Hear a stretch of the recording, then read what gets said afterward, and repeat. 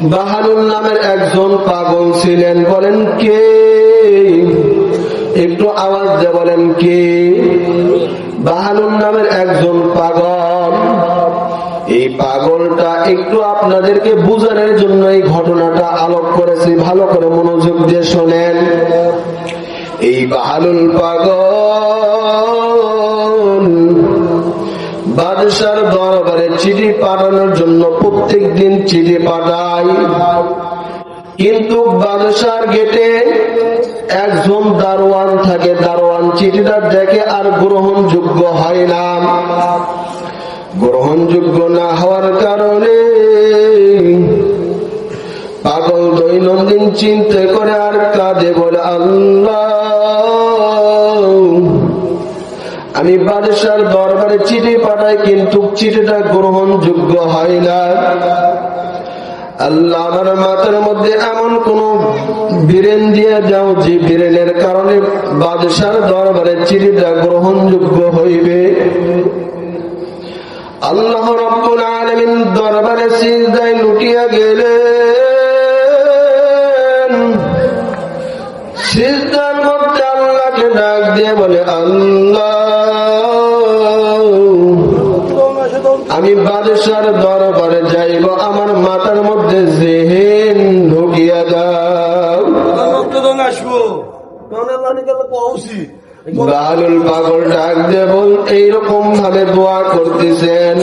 বাহালুল পাগল বাদশার দরবারে দৈনন্দিন চিঠি পাঠানোর জন্য যায়, কিন্তু চিঠিটা গ্রহণযোগ্য হয় না। বাহালুল পাগল সিজদার মধ্যে আল্লাহ তাআলাকে ডাক দেয় আর বলে আল্লাহ, আমি বাদশার দরবারে কেমন করে চিঠি পাঠাইব এর একটা বিরেন দিয়ে দাও। আল্লাহ রাব্বুল আলামিন পাগলকে ডাক দিয়ে বললেন, পাগল, তুমি একজন ফেরিওয়ালা হও। কি ওয়ালা? একটু আওয়াজ দিয়ে বলেন।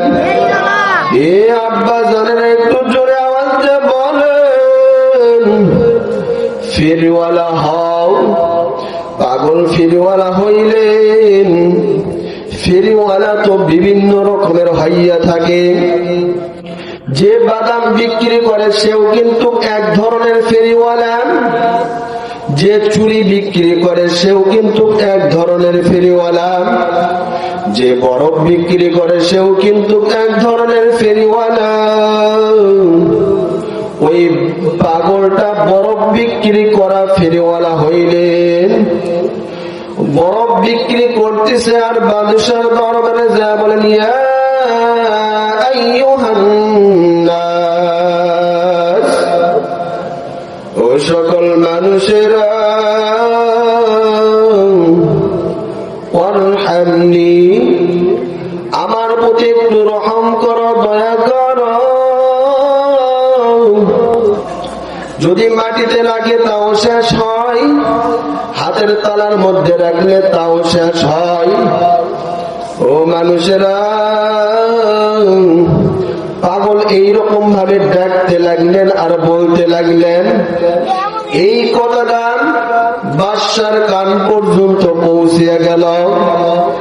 বাদশা সাহেব দারোয়ানকে ডাক দিয়ে বলতেছেন, দারোয়ান, আজকে দেখো তো কোন মানুষটা কি জিনিস লইয়া আইছে। যে ডাক দিয়ে বলতেছেন, ইয়া আইয়ুহান নাস ওয়ারহামনি, এই সকল মানুষেরা,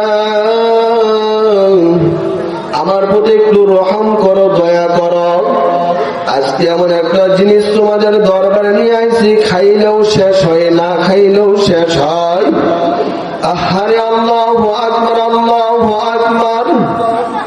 বাদশার দরবারে দারোয়ান বাহালুল পাগলকে ডাকলেন। ডাকার পরে বাহালুল পাগল বাদশার দরবারে যা বলতেছেন, বাদশাহ,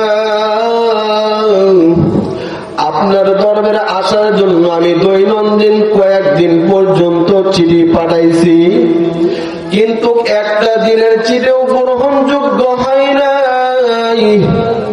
বাদশাহ সাহেব, আজকে আল্লাহ তাআলা আমার মাথার মধ্যে একটা জেহেন ঢুকিয়া দিছে যে জেহেনের কারণে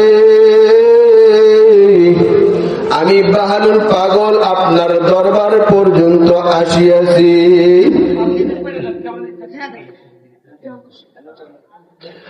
বাদশাহ সাহেব তখন ডাক দিয়ে বাহালুল পাগলকে বলতেছেন, পাগল তুমি এই কথার দ্বারা কি বুঝাইতে চাও? পাগল ডাক দিয়ে বলতেছেন, বাদশাহ এই যে বরফ দেখতেছেন এই বরফটা খাইলেও শেষ হয়, না খাইলেও শেষ হয়। এই বরফটা হাতের তালার মধ্যে রাখলেও শেষ হয়, না রাখলেও শেষ হয়। বাদশাহ সাহেব আল্লাহ রাব্বুল আলামিন হায়াত নামের দৌলত একটা আপনাকে আমাকে দিয়েছে, কথা বলেন ঠিক কিনা? এই হায়াত নামের দৌলত কোন ব্যক্তি যদি ভালো কাজে লাগায় তাও শেষ হইবে, কেউ যদি মন্দ কাজে লাগায় তাও শেষ হইবে, কথা বলেন ঠিক কিনা? ও আমার সিরাজগঞ্জের মুসলমান, একটু দুইটা চোখ বন্ধ করো, দুই ফোঁটা চোখের পানি ছাড়িয়া দাও। এই পাগলের এই কথা শোনার পর বাদশাহ ডাক দিয়ে বলতেছেন, ওরে পাগল তুই আমারে কি শিখাইলি আর কি বুঝাইলি? আহারে আসলে তো আল্লাহ তাআলা হায়াত নামের দৌলত দিয়েছেন। এই হায়াত নামের দৌলত একদিন ভালো কাজ করলেও শেষ হইবে, না করলেও শেষ হইবে, মন্দ কাজ করলেও শেষ হইবে, না করলেও শেষ হইবে। আহারে আল্লাহু আকবার, আল্লাহু আকবার। পাগল তুই আমারে কি বুঝাইলি? পাগল ডাক দিয়ে বলতেছেন, হুজুর আপনাকে এই জন্যই বুঝাইতে চাইতেছি, আপনার রাজ দরবার থেকে যখন আরেক দেশে চলিয়া যান, আগে সৈন্য বাহিনী পাঠান, আগে খাবার দাবার পাঠান, আর আল্লাহ তাআলার দেওয়া দুনিয়া, আর এই দুনিয়া থেকে মাওলার কবরে যখন যাইবে, মাওলার কবরের জন্য কত খাবার পাঠাইছেন, কথা বলেন ঠিক কিনা? এ মুসলমান বাবাজিরা রে, আত্মার দিল লাগে শোনো। বাদশাহ দরবারে যখন এই কথাটা চলিয়া গেলেন, আহারে আল্লাহু আকবার, আল্লাহু আকবার। বাদশাহ ডাক দিয়ে বলতেছেন, পাগল আমি মনে করছিলাম তুই পাগল, কিন্তু আসলে তুই তো পাগল না, তুই হলেন আমার মাওলার পাগল। সুবহানাল্লাহ। এই জন্য আব্বা জানেরা একজন পাগল বাদশাকে শিক্ষা দিলেন। বাদশাহ সাহেব ডাক দিয়ে বলতেছেন, পাগল আর আমি রাজ দরবারে থাকতে চাই না, আজ থেকে আমি জঙ্গলের মধ্যে যাইয়া মাওলার দাসত্ব আর গোলামি করতে চাই। এ ভাউমার মুসলমান বাবাজিরা, একজন বাদশাহ সাহেব তিনি যদি তিনার রাজ দরবার ছেড়ে যদি জঙ্গলের মধ্যে যায় মাওলার দাসত্ব আর গোলামি করতে পারে, তুমি আমি কেন করতে পারবো না, কথা বলেন ঠিক কিনা? এ মুসলমান বাবাজিরা, আজরাইল আলাইহিস সালাম কোন সময় আসবে এটা কিন্তু বলা যাবে না, কথা বলেন ঠিক কিনা? আজরাইল কারো দরজায় আসতে কি অনুমতির প্রয়োজন হয়? একটু আওয়াজ দিয়ে বলেন। যদি অনুমতির প্রয়োজন হইতো তাহলে সর্বপ্রথম অনুমতি নিত আল্লাহ তাআলার পয়গম্বর থেকে, কথা